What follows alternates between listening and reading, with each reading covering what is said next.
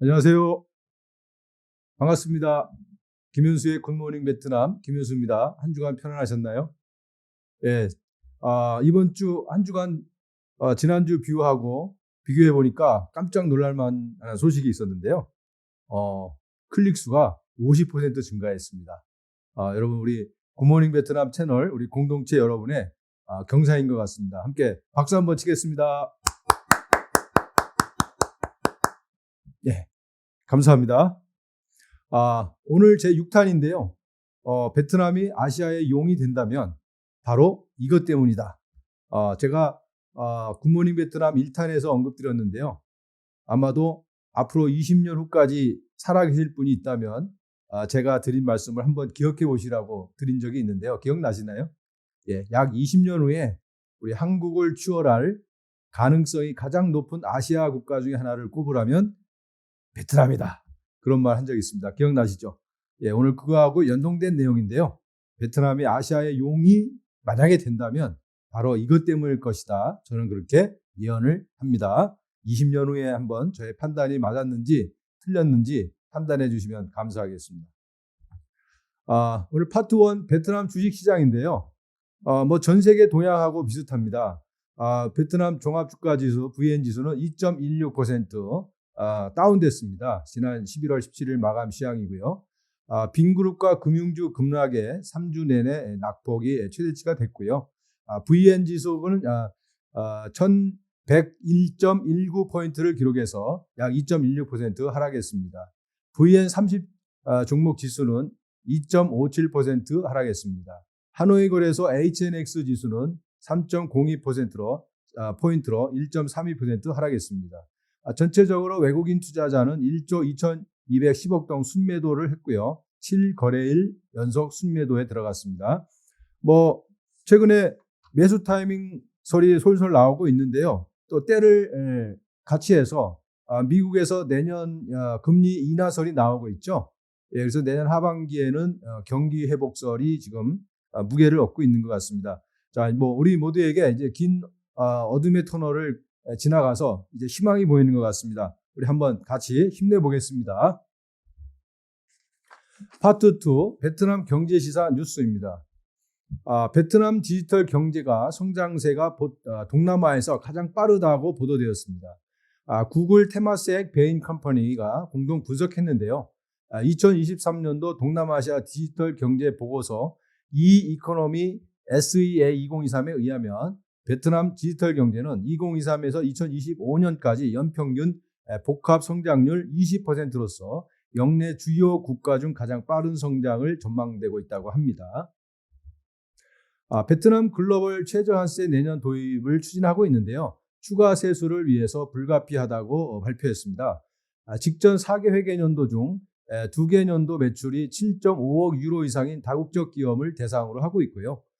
관할국 실효세율 기준 최저한세율 15% 미달만큼의 차액 추가 과세권과 최종 모기업 소재국에 부여된다고 합니다. 가령 관할국 사업 중인 해외 자회사 실효세율 부담이 10%라면 차액 5%를 최종 모기업 소재국에서 추가 납부해야 되는 것이죠. 한국과 영국, 일본, 유럽연합 내년부터 글로벌 최저한세를 도입한다고 합니다.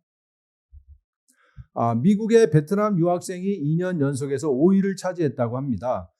총 인원 2만 1,900명인데요. 전년 대비 5.7% 증가한 숫자고요. 미국 유학생은 상위 베트남이 5개국으로서 2년 연속 차지하고 있습니다. 미국 유학 중인 베트남 학부생은 1만 4,300명인데요. 대학원생, 석박사, 박사 연구원 포함해서 3,760명에서 나머지 비학위 과정 또는 졸업 후 현장 실습 포함입니다. 국적별 유학생 수는 중국과 인도가 전체 유학생의 53%를 차지하고 있고요. 인도 유학생이 35%가 증가했고요. 한국은 4만 3,847명으로서 7.6% 증가했다고 합니다. 그리고 캐나다 유학생은 이 중에서 2만 7,876명을 차지하고 있다고 합니다. 베트남이 제가 향후에 한번 학구열과 유학열, 교육열 이러한 내용에 대해서 한번 제가 토크쇼를 한번 준비할 건데요. 베트남이 그 경제 규모에 비해서 전 세계적으로 굉장히 학구열과 교육열이 높은 나라의 하나로 되어 있습니다. 하노이 지하철 3호선 고가 구간 내년 4월 개통 예정인데요. 전 구간은 2027년에 개통한다고 합니다. 지하철 3호선 연 하노이역 고가 구간 열말까지 시험 운행 중인데요. 내년 4월 30일에서 5월 1일 통일절 연휴부터 본격적인 운행을 할 예정이라고 합니다. 자가용 운행을 줄이기 위해서 2030년까지 오토바이 도심 지역 운행 금지 방안을 검토 중이고요. 도심 진입 차량 통행료 징수 방안 등 두 가지 계획을 검토 중이라고 합니다. 오른쪽에 보이는 그 사진이 그 베트남 하노이 고가 구간에 있는 전철의 모습인데요. 예쁘고 가볍게 생겼네요. 2030년까지 총 연장 417km, 지하는 75km고요. 10개 노선으로 구성된 도시철도망 구축을 계획하고 있다고 합니다. 파트 3 베트남 상장기업 분석입니다. 굿모닝 베트남 채널을 통해서 베트남 상장기업 회사를 해설해 드리고 있고요. 특별히 VN30 종목을 최우선적으로 살펴보고 있습니다. 아마도 국내 투자증권, 또 간접투자 혹은 사모펀드 혹은 개인 주식 투자자 뿐만 아니라 관련하신 분들은 모두 도움이 되실 것 같습니다. 이렇게 그 베트남 VN30 종목을 해설해 드리는 방송이나 유튜브는 제가 아직 찾아보지 못했는데요. 제가 현재까지는 유일한 유튜브 채널이 아닌가 그렇게 생각을 합니다. 제 1번 비놈인데요. VHM 코드고요. 베트남 최대 부동산 회사입니다. 여러분에게 잘 알려진 회사인데요. 비놈은 올해 실적 목표를 크게 늘려잡았고요. 매출 100조 동으로서 42억 6천만 달러, US 달러입니다. 60%가 증가했다고 하고요. 순이익은 30조 동으로 12억 8천만 달러로 3% 증가했다고 합니다. 지난해 분양을 시작한 흥잉성, 그 다음에 비놈 오션파크 2, 더 엠파이어, 그리고 비놈 오션파크 3, 더 크라운 분양이 히트를 쳤다고 하고요. 매출의 대부분은 비놈 오션파크, 비놈 오션파크 2, 비놈 스마트 시티, 비놈 그랜드파크 등 분양에 힘입은 것이고요. 이쪽의 매출이 51조 2020억 베트남동, US 달러로 21억 7,830만 달러라고 합니다. 비놈 VHM 오션파크 3인데요. 오른쪽 상단에 사진의 지도가 나오는데요. 하노이 동남쪽에 해당하는 지역입니다. 흥잉 지역의 핫스팟이라고 하는데요. 빈그룹에 33조 베트남동을 투자했고요. 빌라, 타운하우스, 상점, 아파트 등 아름다운 전망을 활용한 지역이고요. 거주자들에게 색다른 생활 공간을 제공하고 자연과 조화된 아름다운 지역이라고 합니다. 5성급 유틸리티 및 서비스 시스템과 하노이 하이펑 고속도로와 연결된 교통의 요지이기도 합니다. 비놈 VHM 오션파크 2 전경인데요. 굉장히 아름다운 파라다이스의 모습을 하고 있습니다. 오션파크 3 전경입니다. 굉장히 멋지게 수변구역을 통해서 환경을 조성한 것 같습니다. 참고하시면 좋겠습니다. 최근 동향인데요. 비놈 그랜드파크 투덕 신도시, 이건 남쪽입니다. 하노이가 아니고요. 남쪽 호찌민에 붙어있는 투덕 신도시인데요. 베트남 호찌민 내 271만 제곱미터 부지를 정해가지고 여기에 71개 동의 아파트 4만 가구와 주택 및 상가빌라 7천 가구 부지 내 조성을 했고요. 학교가 24개, 쇼핑몰이 굉장히 많이 차지를 하고 있다고 합니다. 최근 동향 이어서 비놈 아파트 분양에서 전기차 경품을 동원했는데요. 비놈 분양 계약 분양자들에게 주거 형태별로 VF5 플러스와 VF8, VF9 추첨을 응모해서 빈패스 전기차 1000대를 증정한다고 합니다. 비놈 오션파크, 베가 그랜드 월드, 비놈 그랜드 파크 등에 해당이 됩니다. 굉장히 공격적으로 마케팅을 하고 있네요. 매출 이익 부분인데요. 2023년 금년도 2분기 누적으로 총 매출이 75조 5,780억 베트남 동이고요. 전년 대비 약 4배가 증가했다고 합니다. 협약 및 금융 수입 포함해서 US 달러로 30억 9,940만 달러고요. 세후 이익은 21조 6천억 베트남 동, 약 4배가 증가했다고 합니다. 그리고 US 달러로는 8억 8,580만 달러에 이릅니다. 금년도 3분기 누적은 9개월 누적으로 94조 6천억 베트남 동이고요. US 달러로 하면 38억 7,550억 만 달러가 되겠습니다. 9개월 누적 세후 이익은 32조 4천억 베트남 동, US 달러로 13억 2,730만 달러로서 작년 대비 62%가 상승했다고 합니다. 그래서 이미 연간 목표에 이미 초과를 9월 말에 달성했다고 합니다. 비놈 회장인데요. 오른쪽 사진 보시면 굉장히 미인형의 사장인 것 같아요. 회장인 것 같아요. 1974년생이고요. 하노이대 프랑스어와 영어 법학 학사를 받고 프랑스 법학 국제 비즈니스법 석사라고 합니다. 1999년에 하노이 법률사무소 변호사로 취임했고요. 2005년에 빈그룹 부국장, 2008년도에 빈그룹 부회장, 2019년도에 비놈 이사회 의장이 됐다고 합니다. 초고속 승진을 한 것 같습니다. 비놈 지난 1년간 주가지수 변동 추이인데요. 지난해 11월 달에 상당히 상승했다가 또 이렇게 업앤다운한 모습 보이다가 지난해 말경에서 금년 초에 좀 떨어졌다가 금년도 들어서 다시 상승세를 회복했습니다. 그래서 8월 9월 달에 매우 좋았다가 최근에 또 하락하는 추세를 보이고 있습니다. 아래는 3개월 추이인데요. 역시 9, 10, 11월 계속해서 하향 추세에 있는데 최근에 뭐 역시 또 조금씩 회복하는 추세로 갈 걸로 그렇게 예측이 되고 있습니다. 오늘 두 번째 회사는 아시아상업은행 ACB 코드인데요. 베트남 민간은행입니다. VN30 종목 기준에서 일평균 시가총액 기준으로 1위입니다. 아래 보시면은 제가 빨간 선으로 테두리를 쳐놨는데요. VN30 중에서도 1등을 했다는 뜻입니다. 2023년 11월 17일 기준입니다. 아시아상업은행 ACB 최근 동향인데요. 베트남 은행 중에서 ROE 지수를 1등을 했다고 합니다.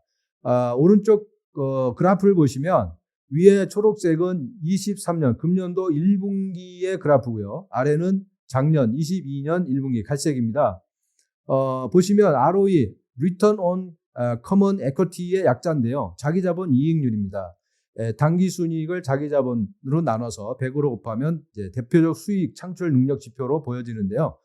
베트남 은행 중에서 ROE 지수가 1이라는 점 참고하시면 좋겠습니다. 그리고 베트남 은행 중에서 부실 채권 순위로서 10위를 차지했다는 것입니다. 다시 말해서 부실 채권이 적다는 뜻인데요. 부실 채권이 많은 회사는 1위가 VP은행 15조 8,370억 동 US 달러로 6억 9,630만 달러를 기록했고요. 2위는 비에틴은행, 3위는 BIDV은행, 4위는 비에트콤은행, 10위를 아시아상업은행 ACB가 차지했는데요. 부실 채권이 그만큼 적다, 그만큼 양호하다라고 평가를 하고 있는 것 같습니다. 베트남 은행 중에서 최대 예금 잔고 보유가 5위를 차지했는데요. 1위는 베트남 투자개발은행 BIDV 1399조 6640억 동, US 달러로 562억 7480만 달러가 1위인데요. 2위가 베트콤뱅크, 3위가 비에틴뱅크, 4위가 사이공 상신은행, 세콤은행이라고 많이 불려지고 있습니다. 거기서는 뭐 사콤뱅크라고도 하는데요. 5위를 차지했습니다. 아시아상업은행 ACB가 392조 동으로서 US 달러로 157억 6,070만 달러인데요. 최대 예금 잔고 5위를 기록했다. 참고하시면 좋겠습니다. 그리고 기존은행 주택담보대출 상환 목적을 첫해 연 8% 우대금리 상품 출시를 해서 고객들의 문의가 잇따른다는 보도인데요. 베트남 은행에서는 대환대출 상품이 흔하지 않는데요. 이 ACB 뱅크에서는 이 대환대출 상품을 출시해서 인기를 모으고 있다고 합니다. 최저 연 6%고요. 대출 전액 곱하기 최장 30년으로 이제 새로운 상품을 내놨다고 하는데요. 금리도 인하하고 성장을 촉진해서 경기를 회복하는 견인차 역할을 하고 있다고 합니다. 주택담보대출, 자동차대출, 가계대출 등의 기존 은행 대출을 타 은행 낮은 금리로 갈아탈 수 있도록 하는 대환대출 규정이 나왔다고 하는 것입니다. 베트남은행 임직원 급여 순인데요. 베트남은행 임직원 평균 월급 순위에서 4위를 차지했다고 합니다.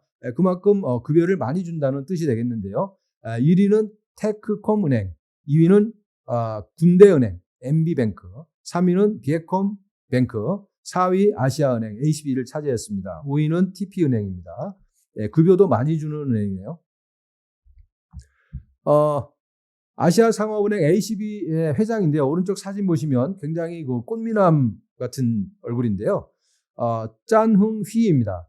1978년생이고요. 아주 다재다능한 인물인 것 같습니다. 미국 체프먼 대학교 경영학 석사고요. 미국 골든게이트 대학교 경영학 박사. 2002년도 ACB 시장 조사 전문가로 들어와서 2006년에서 2012년 이사회 구성원이 됐고요. 아시아상업은행 부총재가 되었습니다. 2012년부터 ACB은행 이사회 의장이 됐는데요. 현재 개인적인 보유 자산만 해도 1조 3,440억 베트남 동이라고 합니다. 엄청난 부자네요. 이분은 개인적으로 가수이고요. 수영, 헬스, 요가, 양궁, 사이클, 조정,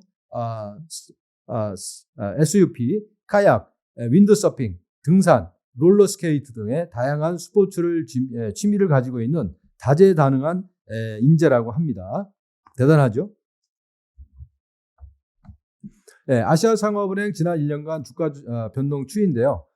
지난해 말에부터 해서 계속 상승세를 보였다가 아주 좋았습니다. 계속 한 6개월 줬다가 금년에 6월경부터 해서 갑자기 낙폭이 심했고요. 그 후에 다시 또 회복했다가 계속 보합세를 유지하고 있습니다. 아래는 3개월 변동 추이인데요. 약간 업앤다운을 계속 하고 있는데 최근에 다시 상승세를 보이고 있습니다. 여러분들 기다리셨죠? 파트 4 김현수의 굿모닝 베트남 토크쇼입니다. 베트남이 아시아의 용이 된다면 바로 이것 때문입니다. 라고 제가 오늘 이제 토크쇼의 주제로 설정했는데요. 여러분, 베트남에 가시면, 현행 쓰고 있는 그 화폐의 얼굴이 많이 나오는 분 있죠. 바로 그분이 베트남 초대 주석 호찌민인데요. 호지명으로 이제 한문으로 표기하고요. 물론 이분이 이제 해외 도피 생활할 때 독립운동하면서 이름이 수십 가지가 됐다고 합니다. 그러나 이제 이게 대표적인 이름이고요. 1890년 5월 19일생이고요. 1969년 9월 2일 79세의 나이로 사망했습니다.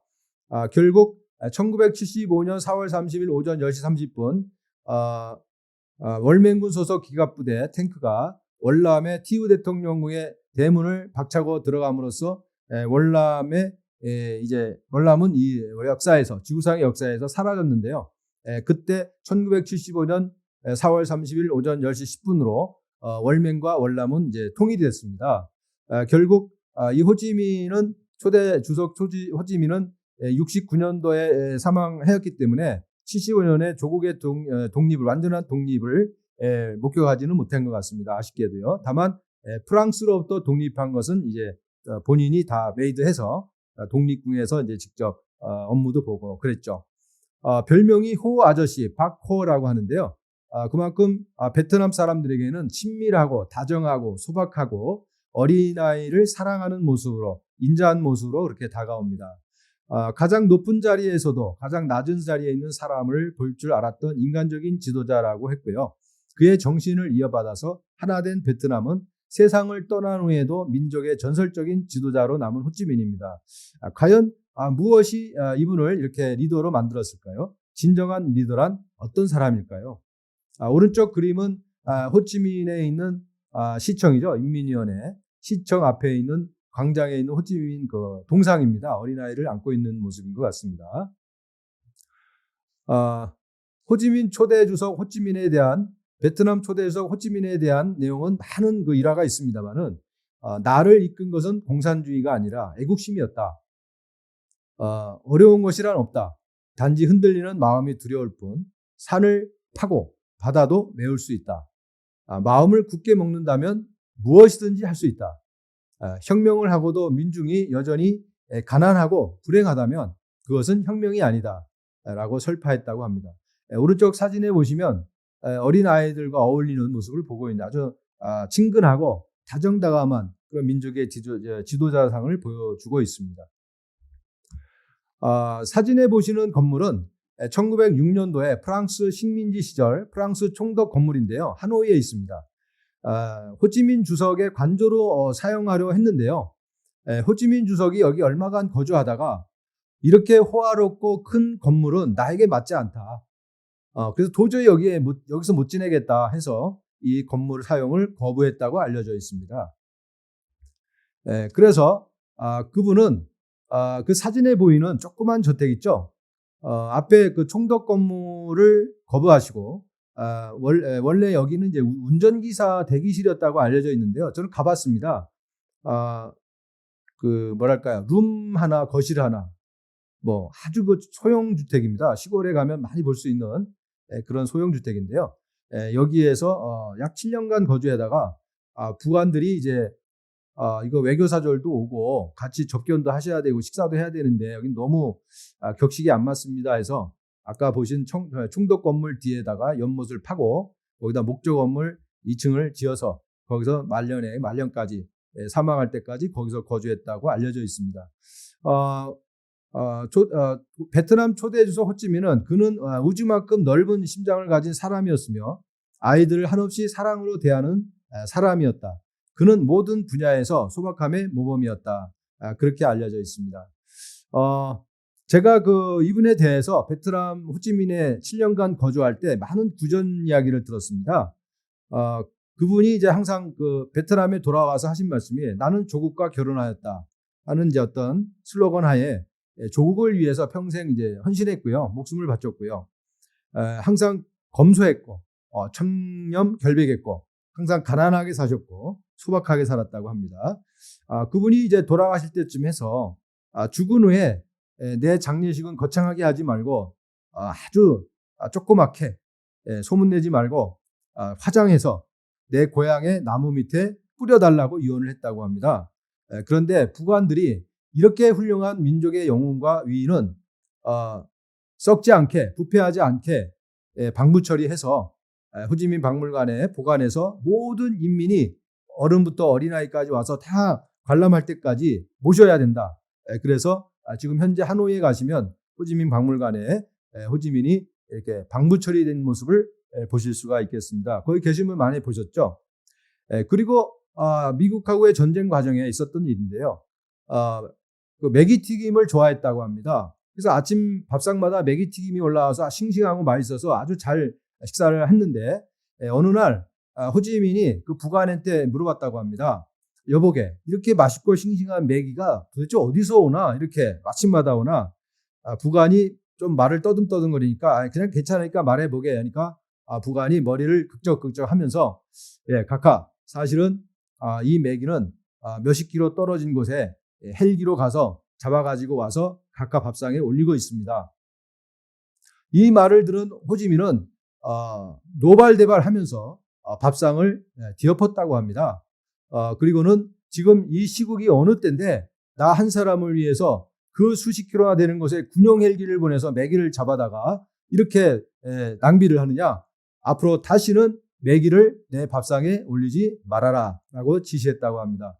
그리고 그 이후에 단 한 번도 매기를 입에 대지 않았다고 알려져 있습니다. 그리고 미국하고 전쟁 중에 불시의 각 전쟁 사령부실을 이제 불시 방문했는데요. 대개 이제 VIP 안전 의전 때문에 24시간 전에 알려준다고 합니다. 그랬더니 불시 시찰한 이제 각 사령부 곳곳에 전투가 한창 중인데도 레드 카펫을 깔아놨다고 합니다. 그래서 호지민이 굉장히 불편하게 여겨가지고 이거 도대체 이거 내가 갈 때마다 레드 카펫을 깔아주는데 이걸 이러지 말아라. 그래도 시정이 안 됐다고 합니다. 그래서 그때부터 불시에 24시간 전 통보가 아니라 불시에 방문하는 것으로 바꿨더니 역시 이제 레드 카펫 까는 시간이 부족해서 그것이 시정되었다고 합니다. 그 정도로 이분은 모든 것에 소탈하고 격식이 없는 낮은 자세로 정치를 하고 나라를 다스렸다는 것이죠.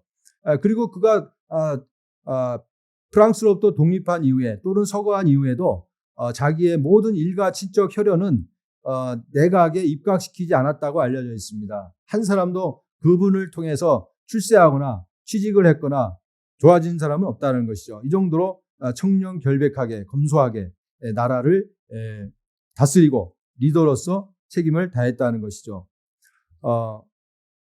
이렇게 대단한 분이 베트남의 민족 리더이니까 이 민족 정신이 베트남 사람들에게 가슴마다 심어져 있는 것이죠. 그래서 저는 이 호지민 정신, 호지민 스피리트가 베트남을 앞으로 20년 내에 아시아의 호랑이로, 아시아의 용으로 부상시켜 줄 것이다. 저는 그렇게 바라고 그렇게 되기를 희망하고 있습니다. 그런데 그러면 우리나라는 위인이 없나요? 우리도 많죠. 예, 우리도 안중근 의사도 있고 세종대왕도 있고 이순신 장군도 있고. 그리고 또 없나요? 예, 많이 있습니다. 찾아보면 많이 있는데 유명한 CNN 앵커 레리 킹이 대화의 법칙을 통해서 말한 걸 보니까요. 그분이 그 유명한 VVIP 고관대적을 만나서 인터뷰할 때 떨리지 않나요? 긴장되지 않나요? 할 때 한 분이 그분이 아주 유명한 대답을 했습니다. 물론 긴장되죠. 하지만 저 사람도 인간이기 때문에 화장실 가서 큰 일도 보고 작은 일도 볼 것이고 아침에 나올 때 바지 입을 때 가랭이 하나를 바지 하나에 먼저 넣고 다시 이쪽 다리를 또 가랭이 넣을 것이다. 그것을 상상합니다. 그러면 저 사람도 인간이다. 사람이기 때문에 편안해진다고 말했습니다. 그래서 제가 볼 때는 우리나라도 위인들을 신의 자리에 놓고 보면 안 되고 인간의 자리에서 같이 같은 눈높이로 보면 우리에게도 많은 위인과 리더가 있을 것 같습니다. 오늘 끝으로 여러분 이 호지민 주석이 그렇게 열망하던 그 프랑스로부터의 독립을 얻어낸 프랑스 식민 시대를 배경으로 한 영화인데요. 인도 차이나라는 영화입니다. 제가 베트남 영화는 정말 좋아하는데요. 그중에 이 인도 차이나 영화 정말 재밌게 봤습니다. 어떤 분이 그러는데 대작을 뛰어넘어 명작을 뛰어넘어 걸작이라고 평가를 했는데요. 인도 차이나 영화 이번 주말에 시간 되시면 한번 보시기를 바라고요. 제가 그 인도 차이나에 나온 그 인물 중에 링담팜이라고 사진에 나오죠. 예, 주연이 있고 이분이 이제 조연 정도 되는데 주연은 엘리안느 두보리, 까트리느 드네브이 분이고요. 링담팜은 거기에 까미유로 나옵니다. 그리고 이제 프랑스 장교가 한 명 나오죠. 그 사이에서 약간 이상한 그 관계와 재미있는 스토리가 펼쳐지는데요. 제가 너무 미리 말씀드리면 또 재미없어지니까 그 인도 차이나의 그 옛날 식민지 시절, 베트남의 프랑스 식민지 시절에 아주 재밌게 이루어놓은 스토리입니다. 이것을 보시면 베트남을 바라보는 통찰력이 생길 것입니다. 그래서 베트남에 대한 투자나 또 간접 투자 또 진출하실 때 큰 도움이 되실 거라고 믿습니다. 이번 주에 한번 인도 차이나 영화를 보시면서 즐거운 시간 되시기를 바라겠습니다. 감사합니다.